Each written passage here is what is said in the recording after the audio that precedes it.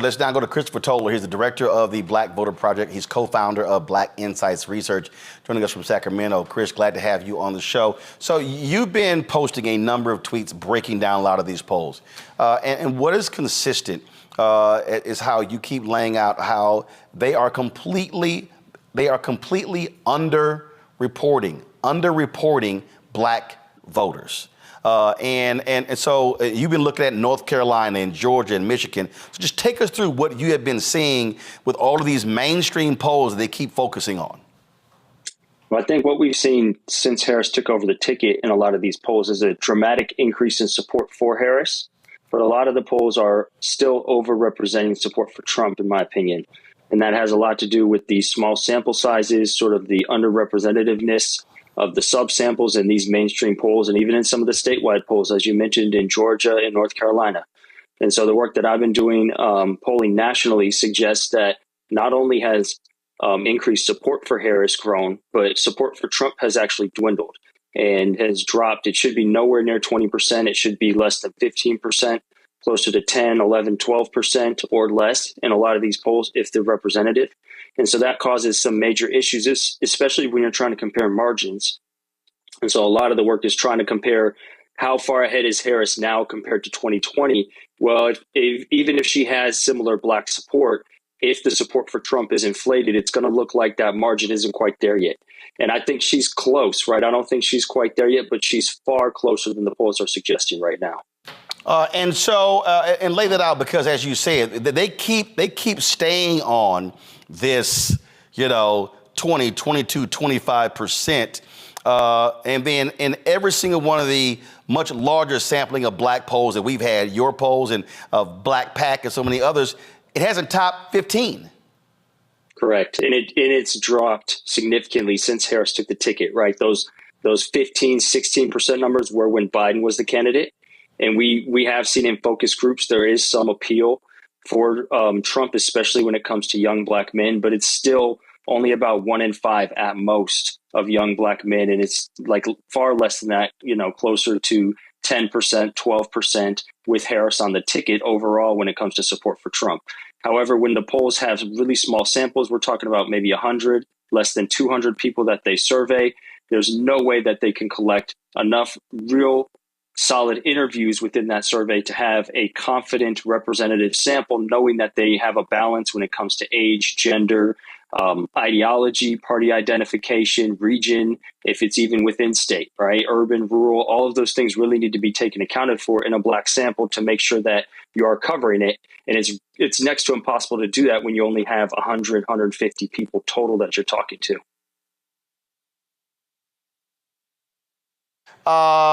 So much attention again, New York Times, CNN, a bunch of Democrats are losing their minds. And you were like, calm the hell down. This poll has some serious problems.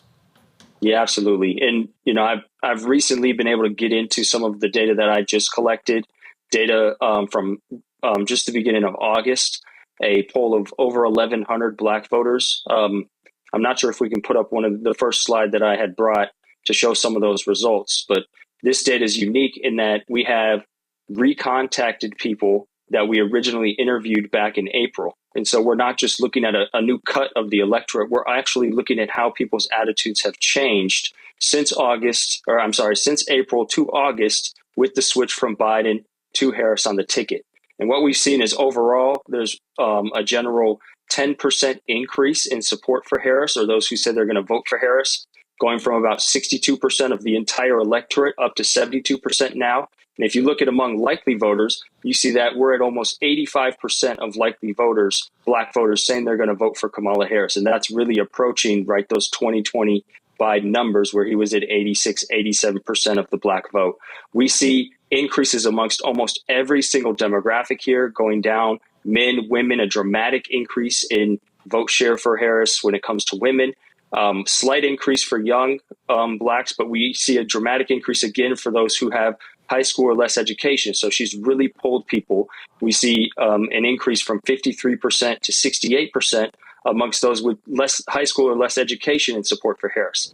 And then we also see a dramatic increase amongst independents, over a 15-point increase in support for Harris among independents, and a dramatic increase amongst those who disagree with the Dobbs decision or are focused on abortion, right, have really oppositional views to the Supreme Court's stance on abortion and abortion bans right now. We see almost a 10% increase in support for Harris for people who really strongly disagree with the state of abortion in this country. And so there's some really clear issues here driving that support as well. But again, if you don't have a significant sample and a really strategic and thorough survey to look at these things, you're never going to be able to dissect the intricacies of the Black community the way that we really need to. Matt Beretto posted this on Twitter a couple of days ago. Go to my iPad. He said, yesterday, Emerson Polling released national and state level polling showing Vice President Kamala Harris continuing to make gains, especially among Latinos. If you look at the crosstabs, Latinos are 65.5% for Harris to 34.5% for Trump. That's a plus 31 margin. And one of the things that I said last night is that what she is doing, she's building. She is steadily building. We got to remind people, it was only, July 22nd when Biden dropped out and then she stepped in. So we're talking about somebody who's only been the top of the ticket for barely 45 days. And so she had to build her team, build her trust with those voters. And the trajectory that she is on is showing that she's on path over the next month to potentially get to Obama levels in terms of 2008, or at least 2012. Yeah, it's absolutely within the realm of potential here for Harris. And I think one other thing I've been harping on, in addition to vote share here, is turnout. And so one thing that is not really looked at when it comes to Black samples in polls, there's really just been this sort of focus on how much Black people support Trump or what the margin is, the Harris-Trump margin compared to 2020. But turnout has been tremendously increased as well since Harris took over the ticket. We're finding similarly across demographic groups, every single demographic group within the Black community has increased in the percent that says they're certain to vote. And again, we've seen dramatic increases amongst those who are high school or less, amongst independents, and especially amongst those who have strong views about abortion rights. And so these are all issues, right, specifically the abortion issue that Harris needs to continue to speak up on, continue to focus, because it's not only driving her support, but it's driving people out to the polls, getting people off their couches. And to me, that's going to be the key here, right? I don't have much doubt that she's going to get the Black support that she needs. I think it's about turnout and making sure she gets those turnout numbers, especially in battleground states where we saw turnout much higher than the national average in 2020. My pen, I'm Robert Patillo, host People, Passion, Politics, News and Talk, 1380 WAOK out of Atlanta. Rebecca Corell, Vice President, Fair Election Center out of D.C. Derek L. Jackson, Georgia State Representative, District 68 out of Atlanta. Rebecca, I want to start with you. Again, one of the things we were talking about last night is, again, building momentum. You talked about also Black men. One of the things that they have to have is that targeted message to shore up that Black male support. We're seeing those numbers with young Black women, but really focus on those Black men 18 to 50. That is really going to be crucial. And because I think what Chris has laid out, if you begin to see gains in that area, you definitely are going to see that separation. And I think you're going to see her lead expand in Georgia, North Carolina, and Wisconsin. Go right ahead, Rebecca. Yeah, so for the Kamala Harris campaign to strengthen her support among the Black electorate, then yes, Black men. And you mentioned 18 to 50, but I would also point out 18 to 39. The reason why that 18 to 39 Black male potential voter demographic is so important is that Susie Wiles, who is the campaign manager for Trump, has made it clear in the press that they are absolutely doing deep outreach to that particular group. One thing that we know about Black folks who are under the age of 45, they're less likely to hold true to a political affiliation. If you just say vote blue no matter who, vote Democratic Party, that's a turnoff. That's not a convincing message for millennials. That also includes millennial women, and that's definitely not a winning message for Gen Z. And so, like I was mentioning last night, a feedback that I'm hearing from Black men across the country is speak directly to us. Like you're speaking to other constituencies, speak directly to us. Chris, your thoughts on that? I think that's absolutely right. I think that, turning out and gaining the support of black men, especially young black men, can put this election out of reach for Trump, right? If Harris can gain those supporters, the black population can turn a whole bunch of states, not just these swing states, Georgia. Now we're talking about North Carolina, right? Possibly putting Texas into play, Florida, really making the electoral map out of reach for Trump.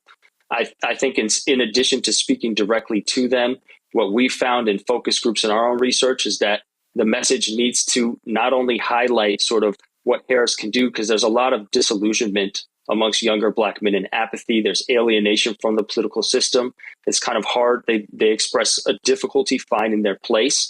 And so Harris also has to continue to highlight Trump's threat to the black community and specifically to them when it comes to his policies regarding things such as the police and his approach to policing, his approach to incarceration, and to really just the issues that directly could affect young black men, similar to we saw, right, how the police are treating even celebrity black men. These are things that she could pull on and relate to the black community that will strike a chord with young black men. And so she needs to continue to make Trump the central and in the crosshairs, in addition to trying to speak to them through her policies. Robert? Keing, when we talk about this polling data, I know we often get kind of the national number, then the swing state numbers, but very rarely do we get those swing state numbers broken down by demographics. Particularly, we have 7 swing states that are going to decide this election. Under 200,000 people at the end of the day really are going to decide this election. What are some sources that people can go to find out what the status of the race is, specifically among our communities in those swing states? And me and Roland, we talked about this before, that if you're talking about doing rural radio on black AM stations throughout the South, that is the things that change elections. But I think if people don't understand what our demographics are and what our numbers are, they don't understand where to invest that money in order to get those ad buys in that can swing the elections in some of these small outlier non-major city counties. Yeah, unfortunately, there's not a whole lot of public data available that offers that type of breakdown, that offers significant samples in those swing states where you can do a close breakdown or a close investigation of the black community across demographics, across rural urban layouts. There are some surveys. I know Black Pack and a few others have surveys that offer oversamples or have done swing state oversamples. Split Ticket did a swing state survey of black voters a few months ago. So there's opportunities to look at data like that. We are currently wrapping up an oversample of swing state black voters as well. We're hoping to have about 700 black voters across swing states so we can try and break down some of these analyses. But again, most of the actual polls that you're going to get where you get a significant amount of black voters in a specific state are going to be private polls. They're going to be commissioned by either campaigns or private organizations that are trying to look at that state in particular, because public corporations, public funding just doesn't get put to that use, right? So there's not a lot of that available publicly to go look at. And again, we really just need to continue to push the importance of these things so that we can get more funding to these types of projects, and we can continue to elevate black voices in communities where they're not necessarily heard, right? Outside of swing states, places like Mississippi, Alabama, that have some of the largest black populations in the country, but they're hardly ever polled. Their voices are hardly ever highlighted or emphasized in research because the states are red, right? They're not seen as politically viable in national politics, although local politics there can affect these black communities in some of the most instrumental ways. Derek? Chris, I appreciate your analysis, and oftentimes than not, that polls typically reflect those conventional events that takes place with the candidate after a debate, or the messaging that the candidate puts out there, or consultants. But what about those unconventional, these last 7 weeks, we watched this organic swell around Kamala Harris. Will your polls reflect those inorganic events where she's going, for example, here in Georgia, she's going into the rural parts of Georgia. And the last time that has been done was 32 years ago. Will polls reflect that kind of activity that's not often done by candidates? So I think there's ways to get at that. In our polling, we do some messaging experimentation, and we do different types of polling experiments. to try and look at how different messages affect different types of voters and different types of subsets of voters within the Black community. One thing that's unique about this poll is that because we collected one wave prior to Harris joining and one wave after she became the candidate, we have a number of questions that we're digging into that ask about the significance of her taking over the ticket for the Black community, what it means for her to be both potentially the second Black president and the first female president, and then the first, of course, female Black president, and how all of those things play into the relationship between Black voters and their decision to turn out and who they vote for. These are things that are not going to be picked up in typical polls. And so we do have the advantage of sort of looking at that event in the middle of the polling that's been taking place here. It's really hard, though, to catch on and tack on to these little sort of individual campaign events that Harris does. But again, through experimentation, you can ask about some of the themes and some of the messages that she puts forward to different voters and see how that really plays out. And so we'll be able to see, okay, does a message about Harris's policy hit well with rural versus urban voters, or is it really more about messaging about Trump or messaging about the economy, right? What's really going to stick here? And so there's a lot of unique ways to do it. But again, it's just the unfortunate state of things. There's not a lot of polling out there that even tries to look at this, let alone does it in a real sophisticated and rigorous way. All right, Chris Toler, we surely appreciate it, man. Thank you so very much for joining us. Keep breaking it down for us. Absolutely. Thanks for having me. When you talk about Blackness and what happens in Black culture, we're about covering these things that matter to us, speaking to our issues and concerns. This is a genuine people-powered movement. There's a lot of stuff that we're not getting. You get it, and you spread the word. We wish to plead our own cause. Too long have others spoken for us. We cannot tell our own story if we can't pay for it. This is about covering us. Invest in Black-owned media. Your dollars matter. We don't have to keep asking them to cover our stuff. So please support us in what we do, folks. We want to hit 2,000 people, $50 this month, raise $100,000. We're behind 100,000, so we want to hit that. Y'all money makes this possible. Checks and money orders go to P.O. Box 57196, Washington, D.C. 20037-0196. The Cash App is $RM Unfiltered. PayPal is R Martin Unfiltered. Venmo is RM Unfiltered. Zelle is Roland at RolandSMartin.com.